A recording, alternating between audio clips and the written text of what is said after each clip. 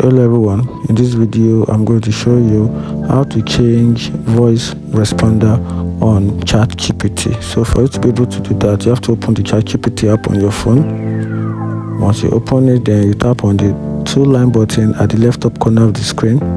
You tap on it, then you tap on the name profile on the screen. Then from there, you scroll down a little, then you tap on the voice. So from here, you can decide to navigate and pick any voice changer, any voice responder of your choice. So hey, how's it going?